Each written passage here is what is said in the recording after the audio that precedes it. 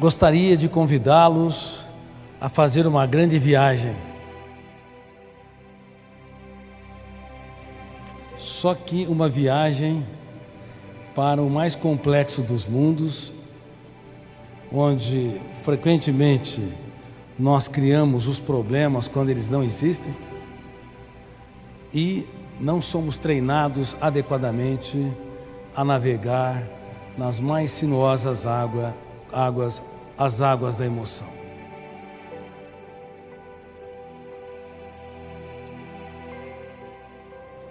Infelizmente, a espécie humana, ela tomou o caminho errado.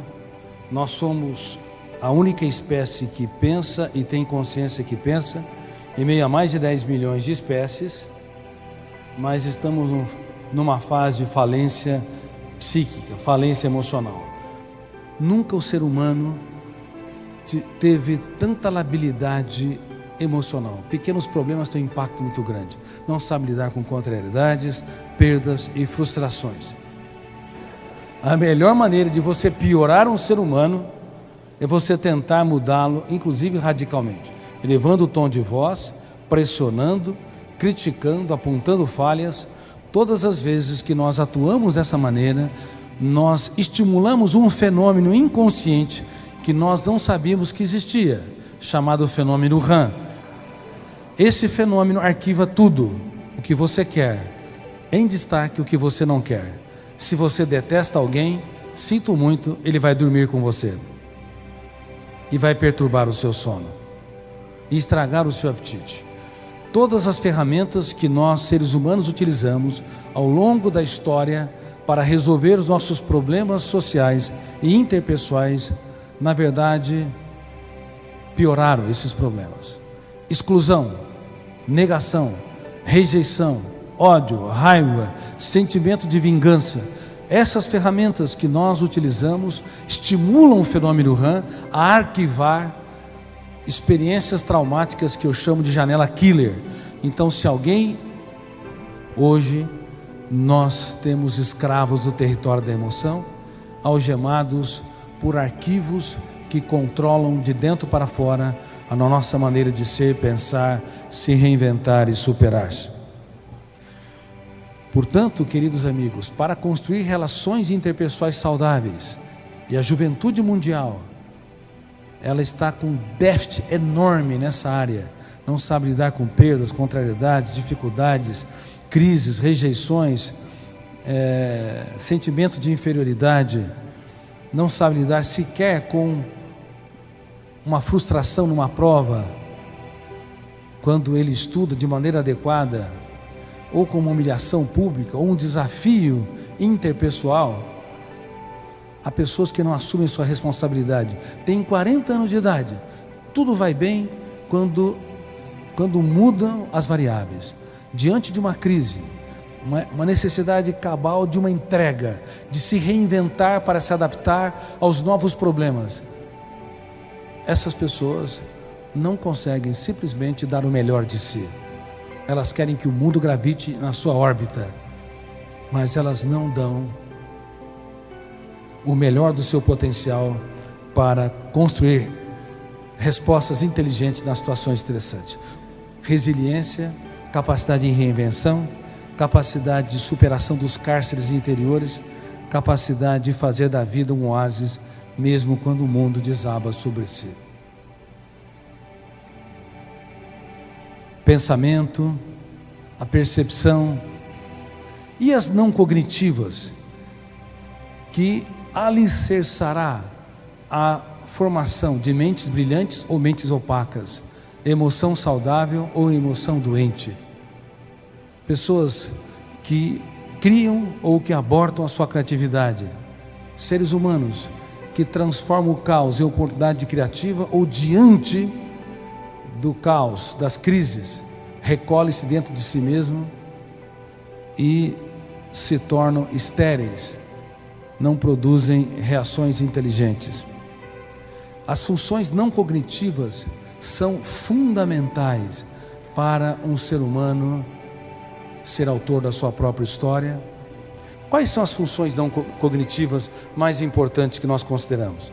Número 1, pensar antes de reagir. Uma pessoa é tanto mais madura, não quanto mais reage, não quanto mais agride, não quanto mais é impulsiva, mas quanto mais pensa antes de reagir, quanto mais faz a oração dos sábios. Ou seja, diante das situações estressantes, ao invés de dar uma resposta impensada, ela se recolhe e se torna fiel à sua consciência. Quem não é fiel à sua consciência tem uma dívida impagável consigo mesmo. Toda vez que você estiver diante dos seus filhos, dos seus colegas de trabalho, dos seus alunos, do seu parceiro, você tem de desenvolver essa função não cognitiva. Se foi ofendido, criticado, rejeitado, a tua principal resposta é não dar resposta.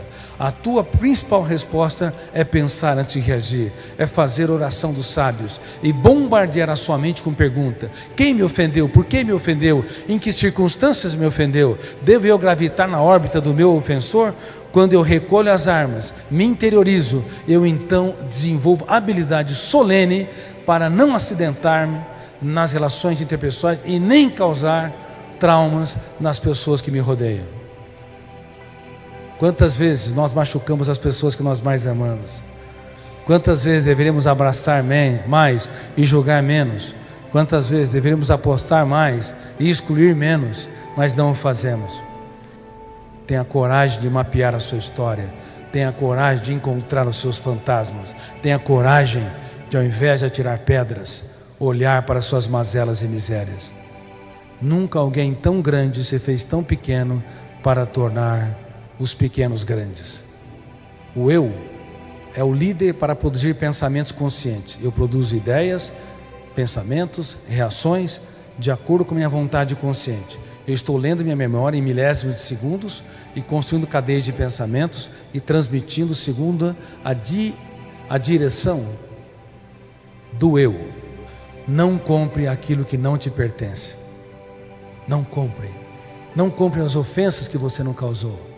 Não compre as injustiças que você não produziu. Não compre os conflitos que você não cultivou. Não compre a arrogância das pessoas, ainda que foram dirigidas a você. Não compre a calúnia das pessoas, as decepções das pessoas, ainda que tenha você como alvo. Não compre. O teu eu não precisa pagar caro por aquilo que você não gerou. Nós precisamos entender que o nosso eu tem de proteger a emoção e gerenciar pensamentos, mas nós não fazemos porque vivemos numa sociedade superficializante. Nós voltamos a nossa mente para o mundo de fora, mas não voltamos para o mundo de dentro. Conhecemos o pequeno átomo ao imenso espaço, até planetas que nós nunca pisaremos, mas não conhecemos o planeta psíquico. Nem entendemos como reeditar as janelas da memória. Quando nós cobramos demais sem perceber, nós plantamos janelas traumáticas que dificultam o eu ser autor da própria história. O que tem que mudar primeiro? Autoestima ou autoimagem? É a autoimagem, é a maneira como você se interpreta, é a maneira como você se posiciona, é a maneira como o teu eu se enxerga como autor da própria história, que determina a maneira como você se sente. A emoção, ela se vincula à razão. A emoção depende da interpretação. Há pessoas a vida inteira que querem ter uma autoestima, a maneira de se sentir, querem ter tranquilidade, querem se sentir belas, importantes, proativas. Elas tentam, mas chafurdam na lama do continuismo, no cárcere da rotina. Ceder, duvidar, criticar e determinar, elas vão mudar a sua autoimagem, vão ser autoras da sua própria história e consequentemente mudar a base da sua autoestima, e vão entender que beleza está nos olhos de quem vê.